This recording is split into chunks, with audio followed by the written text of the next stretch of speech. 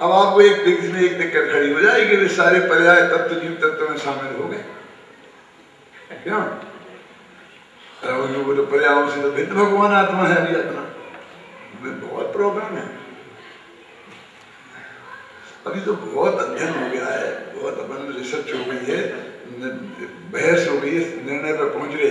जब हम शुरू में आए थे हमने कितना भोगा है इसमें।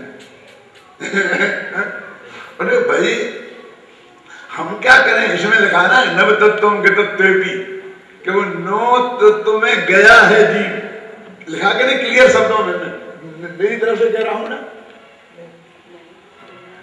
तो नौ तत्व पर्याय तत्व है ना, तो पर्यायों में गया है। तो कहते हैं कि फिर भी तदेकत्व न मुंचति, फिर उसने एक पना छोड़ा नहीं है। जो एक पना नहीं छोड़ा बस वो में हो। तो वो जो उसको वो हमें दृष्टि में गौर करना पड़ता है। एक दो बातें हैं, एक होता है सद्भुत व्यवहार में, एक होता है असद्भुत व्यवहार में। असद्भुत व्यवहार में तो बिल्कुल पृथक है, माने संयोग का ज्ञान कराता है, माने पर स्त्री पुत्र मकान जायदाद बिल्कुल अपने से जुड़े हैं। और सद्भुत व्यवहार में होता है वो स्वयं में ही भेद करता है, अभेद में भेद करता है, ख्याल है ना। तो अभेद में भेद करेंगे तो सारे भेद को अभेद में समाना पड़ेगा ना। वो बाहर कैसे फेंक दोगे उसे? जैसे संयोगों को बाहर फेंक दिया तुमने, ऐसे भेद को बाहर कैसे फेंक दोगे? आत्मा में ज्ञान है, दर्शन है, चारित्र, फेंक दो बाहर अनंत गुणों को। तो गुण का भेद नहीं लेने देंगे, अनंत गुण तो रहेंगे कि नहीं? अनंत गुण का अखंड पिंड तो रहेगा ना।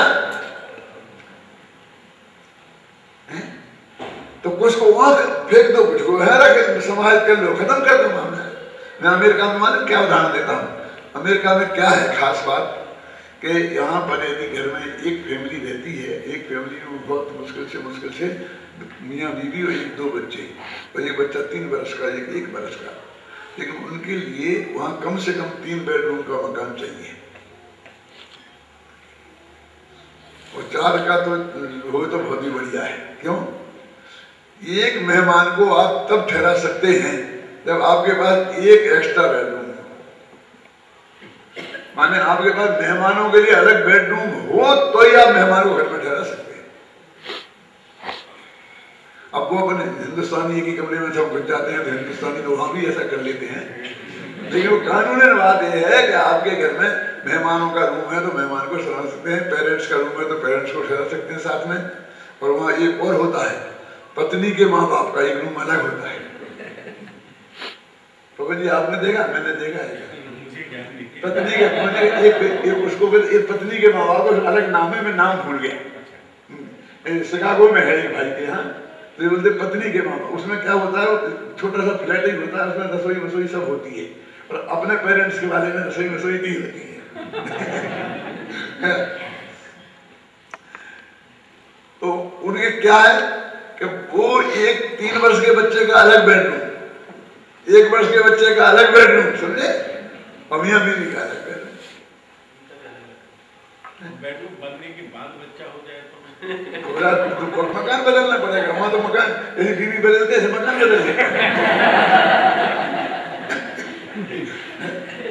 तो मैं उनसे एक बात कहता हूं, क्यों इस 7 तत्व की बात को, 9 तत्व की बात को समझाने के लिए, कि यदि तुम्हारे बच्चे के लिए सेपरेट बेडरूम हो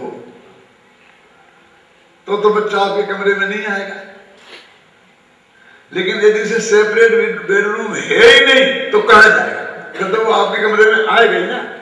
तो तुम पर्यायों के लिए अलग तत्व रखो तो पर्याय भी अपने बेडरूम में रह जाएंगी, लेकिन तो उसके लिए तुम तत्व नाम ही नहीं रखो तो फिर वे कहां जाएंगी? जिसकी पर्याय होगी उसी द्रव्य में समाएंगे। समझ रहा है क्या नहीं है? एक मेरे मित्र थे वीरेंद्र जैन, अभी तो वो इंडिया में आ गए हैं, बिहार के थे, बहुत अच्छे आध्यात्मिक दृष्टि वाले। 3 बच्चियां थी उनकी छोटी छोटी, एक 1 वर्ष की, एक 3 वर्ष की, एक 5 वर्ष की। तो मैं ऐसे घर में घूम रहा था, मेरी आदत घूमने की, मैं घूमता रहता हूँ घर के अंदर ही अंदर। तो एक बच्चे के कमरे में बहुत खिलौने मिलौने सजे रहते हैं, तो ऐसे में एक बच्चे के कमरे को कबाड़ खोल के चला गया बच्चे के कमरे में। तो वो लड़की एकदम करके अपनी मम्मी के पास जोड़ी, क्योंकि वो तो मैं हिंदी नहीं समझती थी, मैं अंग्रेजी नहीं समझता हूँ, तो मेरे से वो बात क्या करती, अपनी मम्मी के पास गई तो बहुत गुस्सा होकर के बात कर रही थी। मम्मी समझा रही थी क्या, मैंने पूछा क्या है, क्या बात क्या है, तो वो कह रही थी कि ये मेरे कमरे में बिना नॉक किए क्यों आए, ऐसा नॉक करना चाहिए। 5 वर्ष की बच्ची, समझे ना, मैं 72 वर्ष का बुढ़ा उसके कमरे में गया तो वो कहती मेरे कमरे में क्यों आए, तो मैंने कहा इसमें क्या हो गया, कि बच्ची से मैं पूछूं कि मैं आई क्या कहते हैं, बोलूं तब जाए क्यों, कि इन बच्चों का ये कहना है कि इसमें हमारी प्राइवेसी भंग हुई। आप समझे, दादा के जाने पोते के कमरे में दादा जाए तो पोते की प्राइवेसी भंग होती है, वो 5 वर्ष के पोते की 25 वर्ष वाले की होते तो वो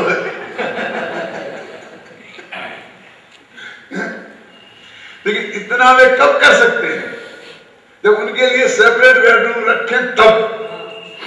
यदि एक ही बेडरूम होगा तो सब घुसेंगे माँ बाप के, बच्चे घुसेंगे बच्चों के माँ बाप घुसेंगे, क्यों, फिर तो सभी जाएंगे कि नहीं जाएंगे। जब तुमने एक ही तत्व रखा तो 9 तत्व जाएंगे कहां से, वो दुनिया में से गायब थोड़ी कर दोगे तुम, अगर भेद का ही निषेध करोगे ना। इसलिए जीव की पर्याय जीव में गई और अजीव की पर्याय अजीव में, नव तत्वम गतत्वेपि अनैकत्वम न मुंचति, क्यों पर्याय गई कि गई क्या, कि गई वो तो उसी में समाहित गई है। मैं पूछता हूँ भूतकाल की पर्याय कहाँ गई, बोलो, भविष्य की तो वे आई नहीं है, और भूतकाल की तो आ गई थी ना, वे कहाँ गई थी, चली गई ना, खत्म हो गई, खत्म हो गई तो द्रव्य खत्म हो जाएगा, क्योंकि हमारा द्रव्य अनादि अनंत है ना, वो इतना खत्म हो गया तो अब तो इतना रह गया फिर आधा, तो द्रव्य में ही विलीन हो गई। ये पर्याय तुमने द्रव्य में घुसा दी, हम तो बहुत दिनों से कहते कि पंडित समुद्र पर्यायों को द्रव्य में घुसाने वाला है।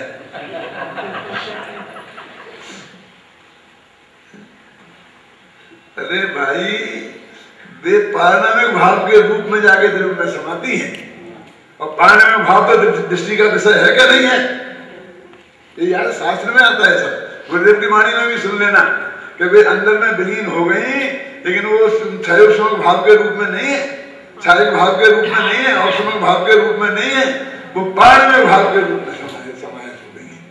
तब तो द्रव्य अनादि रहेगा ना, जिसे द्रव्य खत्म हो जाएगा। यदि वो बिल्कुल ही खत्म हो गई होती, सुनो, तो फिर जानी नहीं जा सकती थी। आज जिसे केवल ज्ञान हुआ, तो केवल ज्ञान तो उसे आज हुआ है ना, तो अनंत काल पहले की खुद की पर्याय वो जान सकता है कि नहीं जान सकता, तो जानी जा सकती है, इसका मतलब वो है। तो लाओ, लाए कैसे, स्वकाल में है, वो काल लाओ तो पर्याय आ जाएंगे।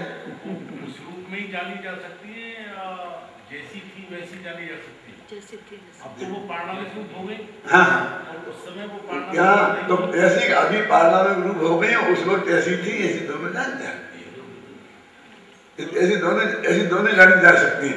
इसलिए तो एक तो बड़ी विचित्रता है, अन्यथा वो ज्ञान के गेय नहीं बन सकती थी। एक ज्ञान के गेय में है, उसमें लिखा ना वर्तन साल में एक बिल्कुल मूल गाथा है कि अनुत्पन्न और विनष्ट पर्यायें ज्ञान में वर्तमान बत ही झलकती हैं। मैंने उसका अनुवाद किया है। हाँ बोलो बोलो। पर्याय जो अनुत्पन्न है, नष्ट जो हो गई है, वे सभी पर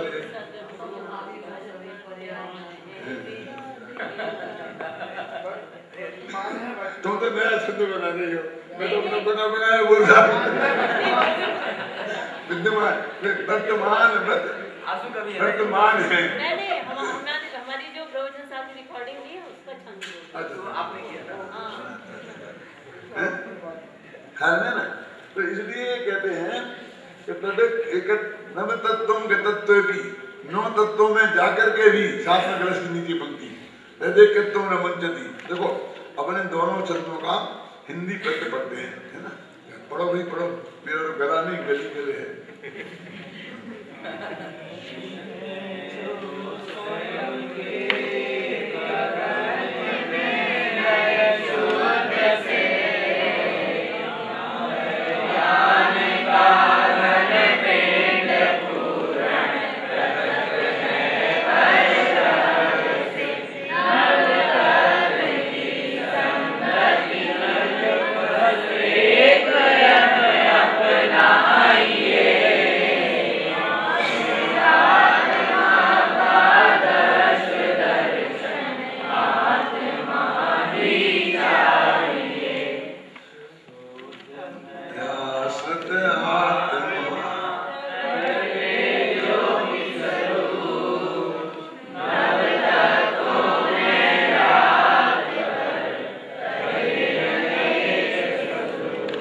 मेरे से भी बुरा हो गया।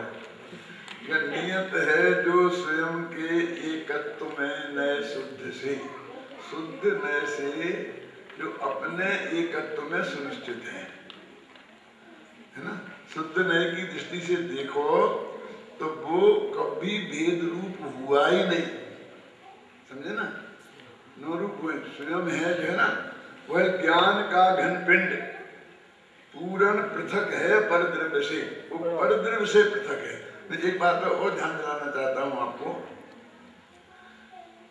इस समय सार में 3 तरह की चीजें आपको मिलेंगी। एक तो यही परद्रव्य से पृथकता की बात, इसको बहुत बहुत आता है कि पूरा प्रकरण सार में भी असमान जाति द्रव्य पर्याय से भिन्न, असमान जाति द्रव्य पर्याय से भिन्न है ना, मनुष्य पर्याय से भिन्न, परद्रव्य से पृथकता की बात है कि नहीं। देहम बादमनम्बा, ये सारा प्रकरण यहाँ मिलेगा। ये दूसरा समय सार में मिलेगा।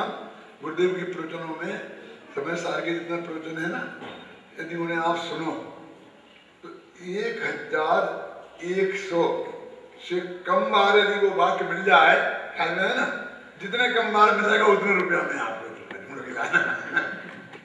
1000 से ज्यादा बार मिलेगा। क्या वाक्य वो? आई निर्मल पर्याय में शामिल करीने बात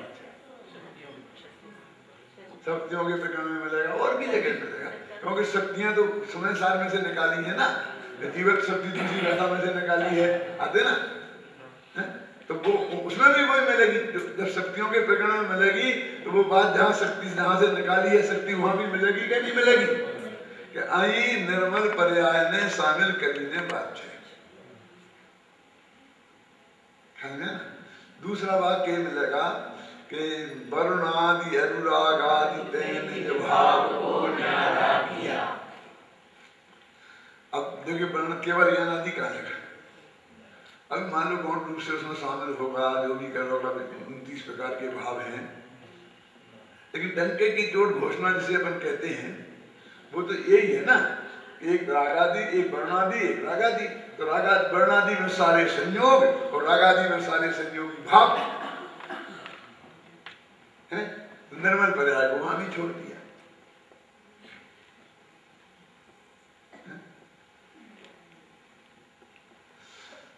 वो कहते हैं कि जिस दृष्टि के विषय को हमको मैं आशा से संबंध से प्रकट करना कि नीचे पढ़ता हूं, उसमें लिखा है इसमें, वो भी निर्मल पर्याय है कहां जिससे तुझे भिन्नता की समस्या हो। अभी जो पर्याय है, जो संयोग विद्यमान है, उनसे भिन्न की तो बात नहीं करता, और जो भिन्न समझता नहीं है। जो नहीं है, जो होगी, उनसे भिन्नता की बात करता है। मतलब केवल ज्ञान से भिन्न है आत्मा। लेकिन तेरा केवल ज्ञान है क्या कि वो दूसरे महावीर को तो है ना केवल ज्ञान, तो उससे भिन्न है तेरा आत्मा। वो तो परद्रव्य से भिन्न में चला गया। वो तो परद्रव्य की पर्याय है, वो तो पर में चली जाती है, नहीं चली गई। तो तेरा केवल ज्ञान तो अभी है नहीं। तो जो नहीं है उससे भिन्न के लिए तो समान की बात करता है, और जो अभी विद्यमान है राग, उससे उसकी बात नहीं करता है। और दूसरे टोडरमल जी ने लिखा है मोक्ष महाप्रकाशक निश्चयाभासी के प्रकरण में शुरू में कि जो राग पर्याय विद्यमान है उससे तो इनकार करता है, और जो केवल ज्ञान पर्याय नहीं है उसे कहते हैं मैं केवल ज्ञान स्वामी। लेकिन सम्यक दृष्टि तो ऐसा विचार कर सकता है ना, कैसा कि वो शुद्ध पर्याय भी मेरे में नहीं है। क्या क्या वो सम्यक दृष्टि का ही विचार है सब जो बता रहा हूं मैं आपको। देखो देखो पवन जी, सीधा देह से भिन्न आत्मा जाने और संबंध से हो सकता है। बात ठीक है। मैं तो वैसे उस प्रश्न पे किया कि वर्तमान में शुद्ध पर्याय नहीं है, तो मेरा उधर विकल्प करना ही बेवकूफी है।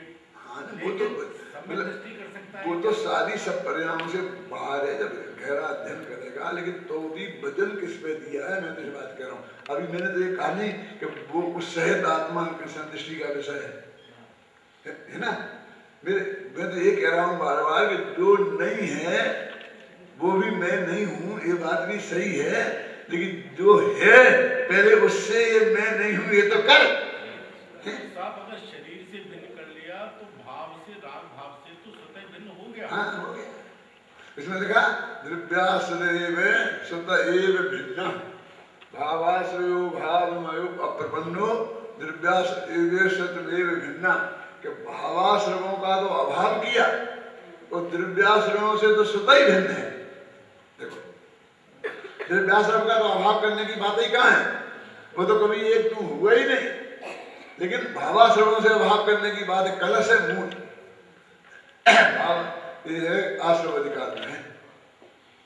द्रव्याश्रमों से तो स्वतः ये भिन्न और भावाश्रमों से तूने अभाव किया। तो यहाँ ये कह रहे हैं कि नव तत्वों के तत्व भी 9 तत्वों में वो आत्म ज्योति 9 तत्वों में गई तो भी उसने एकत्व को नहीं छोड़ा। जिस एकत्व को नहीं छोड़ा वो एकत्व में अपनत्व कर, तू तेरा काम हो जाएगा, बस कहता। वो जिसमें गई उसकी बात मत कर। ख्याल है नव तत्वों के तत्व भी 9 तत्वों में वो गई आत्मज्योति, लेकिन वहां जाकर के भी वो 9 रूप नहीं हो गई। उसने एकत्व को नहीं छोड़ा,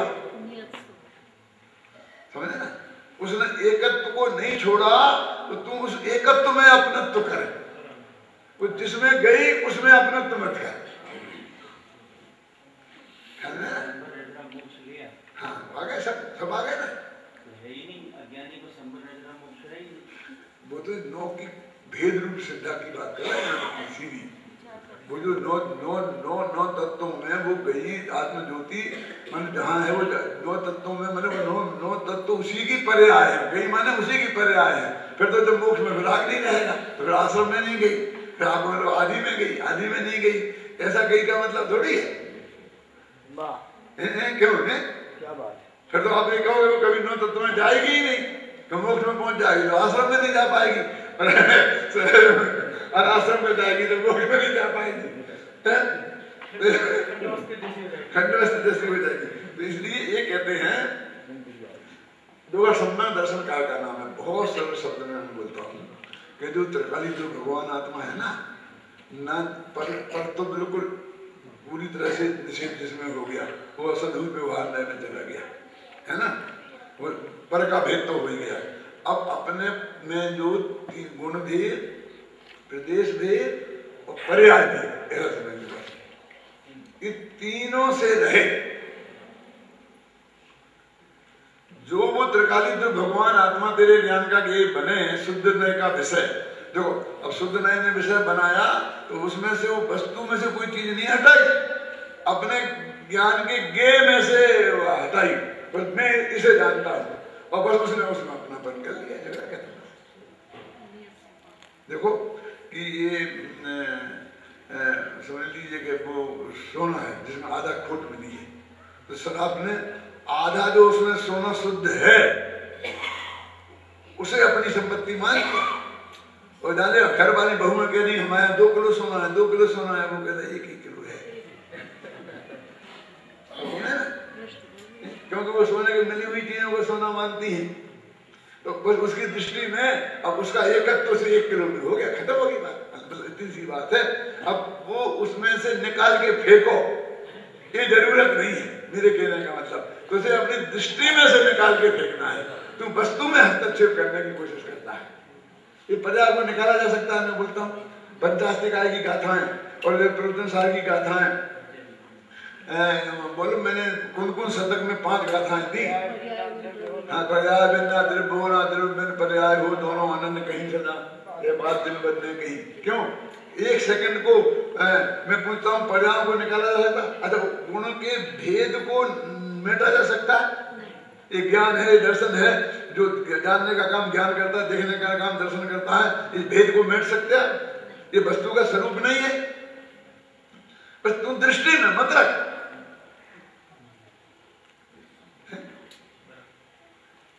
देखो ये मकान में कितना पैसा आपका लगा है, आप जितना लगा है उतनी संपत्ति के मालिक नहीं हो।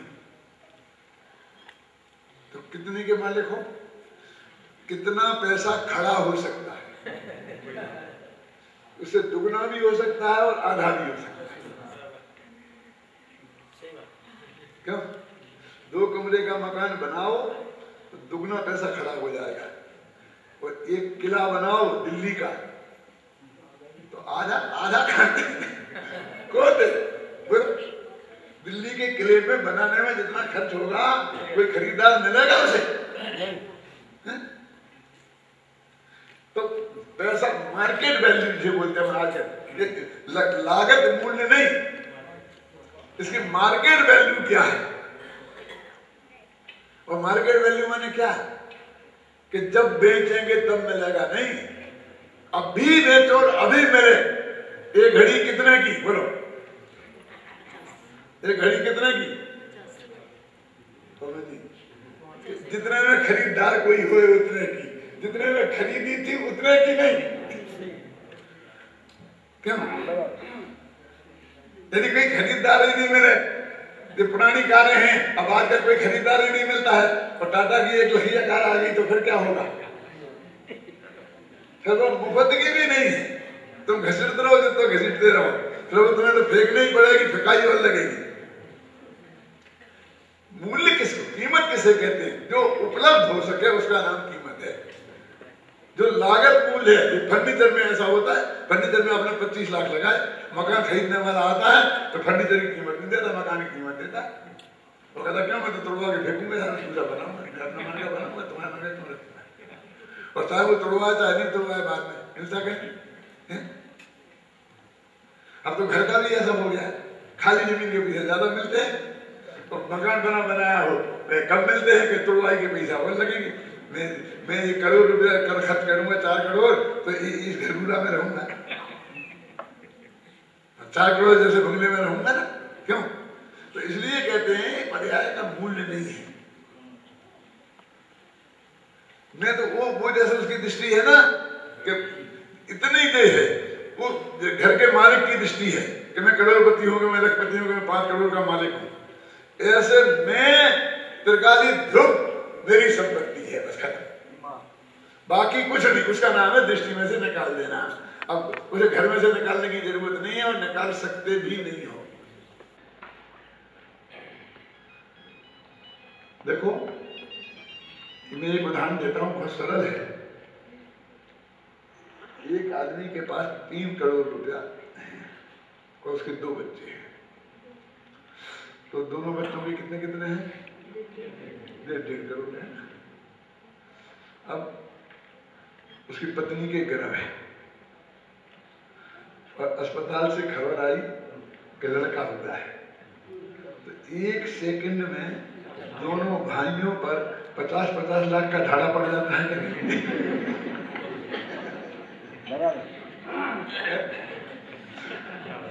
एक पैसा यहाँ से यहाँ हिला नहीं, सब उन्हीं के हाथ में है, लेकिन उनके ज्ञान में आ जाता है ना कि मैं करोड़ का मालिक हूं, अब 1.5 करोड़ का मालिक। बस इतनी सी बात है, मैंने कहीं से कुछ करना नहीं है, तेरे ज्ञान की बात है। तो ज्ञान में जो असली माल है जो कभी नष्ट नहीं होगा, वो जो त्रिकाली ध्रुव है, बस वही मैं हूं, उसमें अपनापन, उसका नाम सम्यक दर्शन है। इसको मैं सरल भाषा में बोलता हूँ, अपने में अपनापन, उसका नाम सम्यक दर्शन, और पर पदार्थों में अपनापन, उसका नाम मिलक दर्शन। इतनी सरल परिभाषा सब।